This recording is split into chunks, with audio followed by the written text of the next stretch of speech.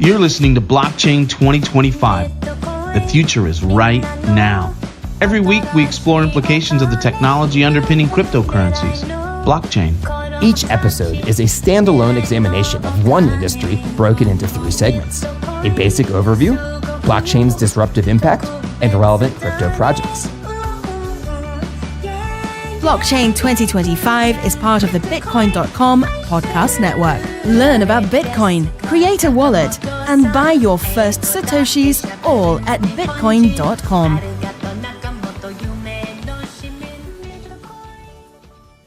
Ladies and gentlemen, this is your co-host, Matt Aaron. And I'm C. Edward Kelso from news.bitcoin.com. And Kelso, I hope we have some listeners left after our religion episode. You know what they say, if you want to get people to, cause controversy, talk about things like religion. I loved it. But it was pretty fun and not what I expected when we started. Yeah, same here. That's among the many reasons that I like doing this gig with you is that I always learn something. You always throw something out and I just go, damn, I never thought of it that way. So I hope that translates to the listeners as well. So good on you. Yeah, I really enjoyed it. For sure. And as always, we had someone reach out for agriculture, which we will cover this season. But any other industries you'd like us to cover, just go to Bitcoin.com/podcast, click on Blockchain 2025, contact us, and let us know what you want to hear or what industries you'd like us to cover. Cool, yeah. The more the better. The more suggestions, the deeper we can get into this subject because it literally is endless. You just never run out of topics. So. For sure. And when I first started, I was like, hey, are we going to run out of topics? But then more and more, I just keep seeing additional use cases. And today's episode, Kelso, this is, I'd say one of the top 5 most talked about use cases for blockchain, and that's file storage. Yeah. What's really great about this topic is that it's not just theoretical, say, like we talked about last episode with religion, although that's fun and we can wax and we can, freestyle all over it. This actually is trading in the real world. There's a monetary value to it. And some of these projects now are actually up and running. So users can get their feet wet and kind of see how this is actually panning out. So it's very, very exciting. Yeah, exactly. And look, the current industry, file storage, it's a huge market. File storage, think Dropbox, in the cloud, which we'll talk about that very interesting phrase, Amazon S3, Box.com, iCloud, right? There's plenty of examples here for photos, documents, servers, enterprise level, storing websites, databases, all types of files, video. It's just been around for a long time. Is at least 10 years, these ideas have been floating around where as the capacity for gizmos and devices kind of grows in terms of media content, just as the most popular example, say videos or whatever, there's been this insatiable demand for space. And so companies have responded by putting it on quote unquote the cloud. And there's been a whole bunch of crash and burn services, but for the most part, it's worked out fairly well with some hiccups we're going to talk about, but it is a very, very big industry. For sure. And let me give you some numbers here. It was estimated to be a $31 billion industry in 2017. And it could be as large as $89 billion in 2022. So a lot of people think that blockchain can take a bite out of that, decentralized file storage solutions. And there's a lot of questions around just, how much is a gigabyte, or soon it will be how much is a terabyte, which is 1,000 gigabytes worth? And can a decentralized market make it cheaper and more secure? So the market is huge. But you alluded to this. First off, Kelso, what does in the cloud really mean? Technically, because it sounds great, like you shush something off and then it kind of sits in the ether, but it of course is somebody else's computer. Somebody else's server essentially is what you're doing. And they're just kind of renting out the space and you most of the time pay for access to it. But yeah, it essentially is just somebody else's server in pre-blockchain decentralized conceptions of the cloud. For sure. And whoever came up with that market, I don't know if it was IBM or whoever came up with that term in the cloud, they were a marketing genius because it sounds genius. Yeah. And to be fair, having it stored on someone else's server and, a lot of places like Amazon and Dropbox and Google Drive, they do have redundancy. So it's not just on one server, it's on multiple servers. Right. But in any event, there are vulnerabilities. I think people are pretty familiar with how Dropbox works, how Google Drive works. It's really nice for sharing files. For our podcast files, we use Google Drive, right? But there are some issues. Kelso, let's move into the issues that we're facing today in the file storage market. Yeah, right away, it's the problem that blockchain was designed to address, which is centralization. These companies are a single point of failure. Yeah, and with centralization, you mean the whole idea that the NSA, other government agencies can see this data. So your privacy can be a concern. And there's real world examples for this. For example, Salesforce.com lost a contract with a major German insurance company because of NSA concerns. And then Boeing, a defense contractor that's obviously in bed with the US government, lost a $4.5 billion fighter jet contract with Brazil because of anger over the NSA's spying on their nation's leadership. And it doesn't even have to be that, cloak and dagger with regard to government. Just having a central point of failure just poses an innate security risk. So in other words, it's not just government. Sure. So it's not just the government looking over. The biggest one that I can think of is the Dropbox hack of 68 million people in 2012. It didn't come to light for a while, but I used Dropbox. I had to change my passwords. And Dia, like we said, in the cloud, it's sitting on someone else's server. Sure. So obviously, if I store it on my home computer, my computer could get stolen. It could malfunction. Probably the most common failure of a computer, it just breaks down. You can't access the hard drive anymore. The apartment could set on fire, all sorts of things. So they say, well, you could have an external hard drive and store that in a safe, which is probably safer. But on the cloud, it is nice having an automatic backup. You lose your computer. And for all intensive purposes, the cloud usually does work. Burn down. Until it doesn't. I think that's something to think of. I mean, for people that are in crypto, and there's examples of this, you would never want to store your private keys on a file sharing service and Bitcoin private keys. Exactly. And any documents that have sensitive information. So Kelso, if you and I have a company and we handle our clients' information, this happened with Uber, we're not a data storage company. So that was my first thought. Mm-hmm. If we want to have bad PR with our users, get their personal information hacked. And this continually happens. I think every day it's happening. I think this is a challenge that's being faced right now in centralized data storage. Yeah, it's unreal. And especially for our listeners, I think a major concern is as they're making Lambo-like gains here, hopefully in the next year, how do you store this beyond, some of the cold storage devices and so on? A natural fit would be, I'll just put my keys on cloud, or I'll just, put them here a la a safety deposit box of the days of yore with banks. But as you said, that's becoming a huge, huge security risk. And it has everything to do with these single points of failure, because what's the old adage as to they ask the bank robber why he does that, robs banks, and he just flatly tells them, well, that's where the money is. So if you're looking to hack something, why not go for cloud storage stuff? Because it's kind of like jacking somebody's mailbox. Like at first, it doesn't seem like you've got anything. You've got all this spammy mail and so on. But then maybe there's a check in there. So the digital equivalent to that would be your private keys or passwords or, whatever else people are putting on the cloud. So yeah, if they can walk away with one thing, it's definitely don't do that. At least not with these companies that we've mentioned, kind of the more mainstream ones. So Kelso, I think when it comes to your data security and letting these centralized companies hold it after all the hacks, Dropbox, Facebook, Target, Equifax credit scores, the list goes on and on. I think George Bush said it best. There's an old saying in Tennessee, I know it's in Texas, probably in Tennessee, that says, fool me once, shame on you. If fool me, we can't get fooled again. So we've talked about just the centralization problem. We've talked about the security of your data. So let's move into the second part of our show.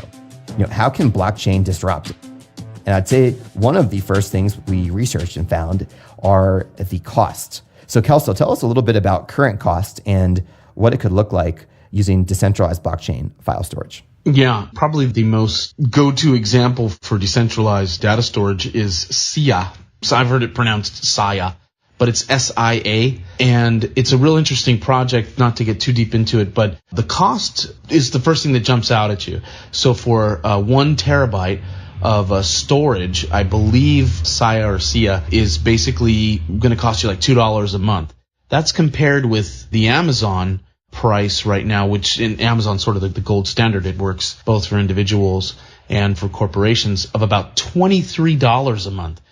You might as well buy your own, terabyte hard drive for that. Obviously, with convenience and so on being and security notwithstanding. So $2 compared to $23 right away, you're potentially pulling the rug. I mean, I'm probably the cheapest person on the planet, and that definitely draws my eye. For sure. And Kelso, just to add to this, We looked at Amazon S3 storage, we looked at Dropbox, and literally you can save 90% on storage costs based on the price of a terabyte per month. One other thing that these decentralized file storage platforms are doing is making money for unused hard drive space, meaning that not only can you save money paying for storage, you can get paid to contribute unused hard drive space to the network, which is quite interesting. Yeah. Another reason why I like this idea is that it works both front and back end. So if you're going to undercut a Microsoft Azure or a Google or an Amazon by 90%, I think that becomes compelling, at least at the first look.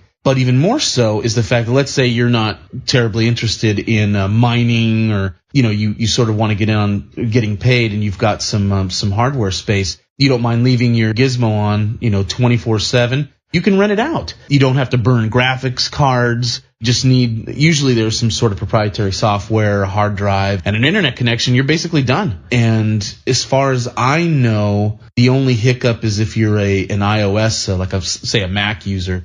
Sometimes the software isn't quite out yet, and that's just, sort of what iOS users have to deal with all the time. But at the very least, I believe Sia, however you want to pronounce it. Let's go with Sia. I believe with Sia, they actually do have iOS, the last that I checked, but for sure, compatibility, that is. And so, Kelso, to sum up here, not only is it cheaper in terms of paying for storage, you have an opportunity to make money for hard drive space, and I think that's pretty revolutionary. And you may ask, well, wait a minute, I'm just storing my files on some random dude's computer. It functions just like BitTorrent. I think most of us know what BitTorrents are, but that is Pirate Bay, one of the most successful file sharing, usually copyrighted files for software, for Photoshop, movies, music, audiobooks, whatever around. And it functions just like BitTorrent. So basically, you have one file. Let's just say I have the notes for this episode in a Google Doc. That file, a piece of it stored on different nodes, different computers across the world. So it's not like no one will have access to that file. They'll only have a small piece of the file and won't be able to put it together, which protects other people from looking at it. And all your files, your account, we'll say, just to think of it that way, your file storage is accessible by a private key, and only you have the private key. Sia Coin doesn't have the private key. Right. But Kelso, let's go layman terms. Explain to my mom, what is Sia Coin exactly? All right, so it's a real world coin. So if you go to Satoshi Pulse, it's out at markets.bitcoin.com, and there's a ticker symbol that says SC, and you can kind of get the gory details there. The basic idea is that it's spread out among pretty much every continent, maybe Antarctica notwithstanding, in terms of people who are hosting and having servers. So it's very much decentralized, which again is the topic we hit on all the time with regard to security, that, as you just said, the more spread out it is, the less chance there is for it to be taken advantage of, hacked, or, lost, and so on. So Sia basically has been a top 100 crypto for as long as I've been monitoring it. I believe it ranks 31st or something around there. So, well, you've already, kind of touched on it as far as mom is concerned. If you want to store your junk maybe away from these major companies that are not only, as we understand them, security risks, but also really expensive, why not take a chance on $2 a month? Put your junk on Sia. Go to sia.tech, SIA.tech, and download the software, put your junk on there, and for $2 a month, I don't think you can go wrong. And a terabyte, goodness, I mean, that's a lot of space. It's a lot. And Kelso, to even add to that, I like the map they have. You can see it, like every continent minus Antarctica there. It's pretty cool. Yeah. You can see where the nodes are. I see some in Colombia right here, definitely in San Diego. It's covered. Mexico. Yeah. Or maybe not Mexico. Texas, Venezuela.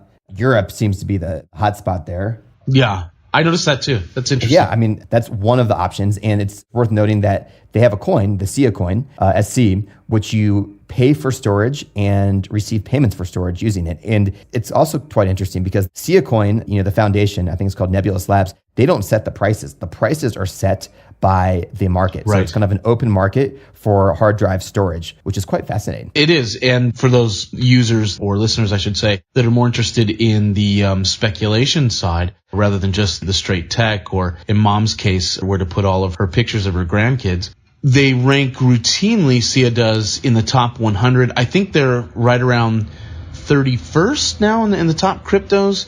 If you go to Satoshi Pulse, which is markets.bitcoin.com, you can find under the ticker symbol SC what they're doing now. And I think the latest has them at about a 430, give or take, million market cap. For lack of a better phrase, it is a penny stock.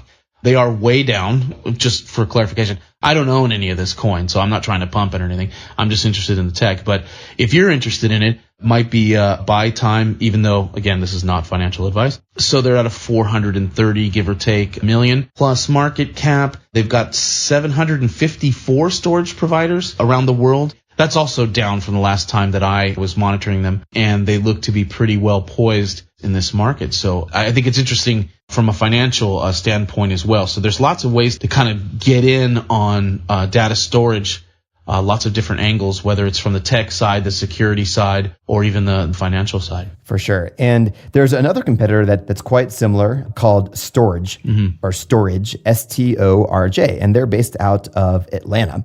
I remember Ashton Kutcher went to go visit them, and that was a big PR thing for the company. And he talked to them about censorship, and he's just a really sharp investor, and he's also in crypto. I bet. So Storj has a couple differences. We mentioned that SIA is a marketplace, but Storj Labs is different because they set the price, which is still really cheap, around the same price as SIA Coin, maybe a little bit more expensive, pay-as-you-go model in terms of the amount of storage you use. They actually accept US dollars, which is quite interesting. And so Storj seems to be a little bit more centralized, right, which makes me think that maybe the SIA protocol could be a little bit safer. I mean, Storj is built on top of Ethereum, right? They're a ERC20 token. But I wonder about that. It does seem that there's more control from Storj Labs than the Nebulous, which runs SIA Coin. Yeah, we might be getting a little too technical for mom in this case, but you're right. They would be. And again, you have some points of failure just in the fact that they take, US dollars. But you also kind of came up with some more, competitors and some that are kind of approaching the idea in a different way. Yeah. So